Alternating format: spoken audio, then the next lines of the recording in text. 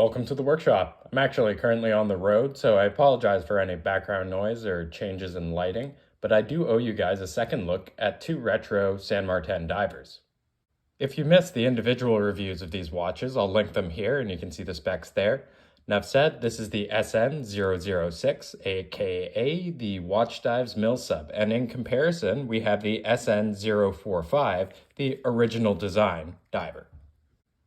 How do I put this? These are both my watches. I can't really pick a favorite. I've really put them both through their paces on different backpacking trips, so this is going to be more of an informal discussion about their different quirks and features. Last time we started with bezels, so let's do the same. We did determine that both of these cases are 120 clicks. Now a couple guys did reach out to me to say that they had received 90 click cases, so it seems like the very earliest of the version 1, which this is, had that defect. It's not so much of an issue now that it's on the version 2, but still, it's not very cool of the company and it probably dissuaded a lot of potential buyers. In comparison, the Watch Dives is very high quality, equivalent to other good homages. It just lacks the finesse of this guy. Part of it is because it's a very low profile bezel, so everything just has to be a bit smaller. You can see that's apparent in the finishing of the grip there. Oh, almost forgot. Hear the clicks? So just a bit louder. And for any of you OCD out there, fixed.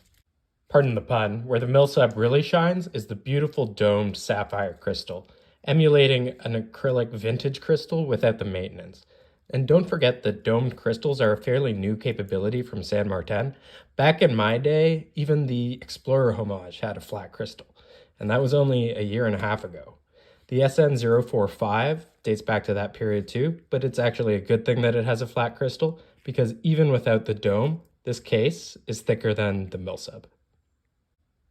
That's not to take away from this case, because the lug-to-lug is so short, I believe it's 43.5 millimeters, it can really be worn by anyone and still has that punchy presence. I was talking to a buddy of mine and we thought that the closest analog to this would be the Seiko Mini Turtle. It fits a lot of wrists, but still has that presence, especially because of the angular lines, hooded lugs, and that thickness actually helps it a bit there.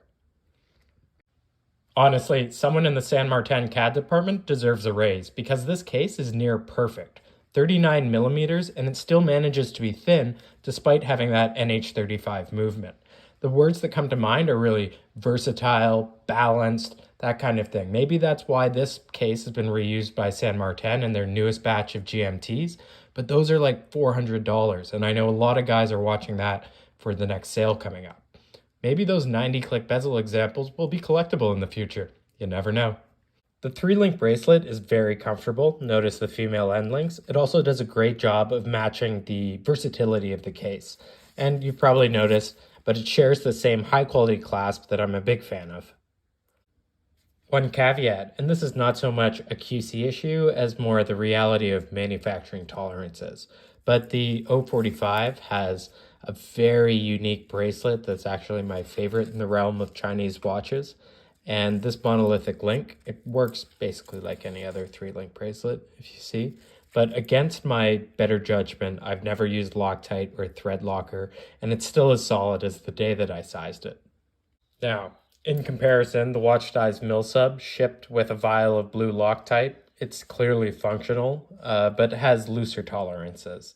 I foolishly did not use that Loctite before going on a backpacking trip in eastern Turkey.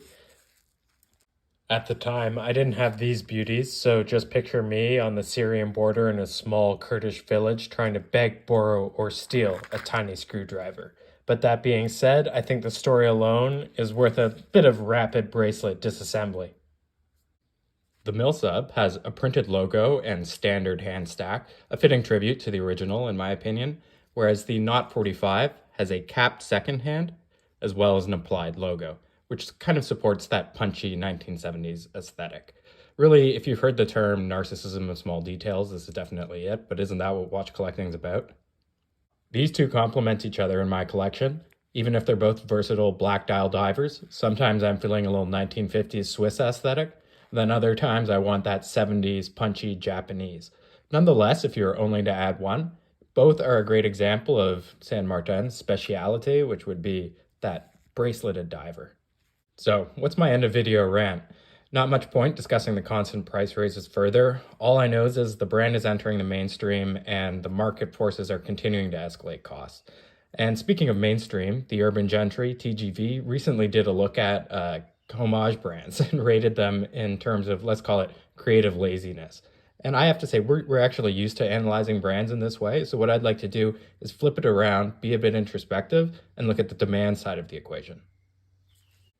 Listen, I don't fault anyone's collecting preferences, but I think someone who enters the hobby and just picks a luxury product and tries to check all the boxes to make it an homage as close to it, you're really missing the joy of watch collecting, which is finding something that's interesting and special to you and you can look at on your wrist every day. And once upon a time, we were able to do that with the luxury brands, but not so much anymore with the price rises because a purchase like that just represents a huge opportunity cost of another watch that you might have been able to make money on. But it's just my view that you should be a little creative. Thought I'd show off the Hortex there. There is a watch out there for everyone, and finding your specific favorite little details in these old archetypes, that's what the hobby is all about. And that's why these boys qualified for the permanent collection. Sorry for the inconsistent post schedule. My sister actually got married yesterday and it's been hectic. Summer sale number 1 starts tomorrow, so expect bonus content this week. Anyhow, thanks for watching. See you very soon.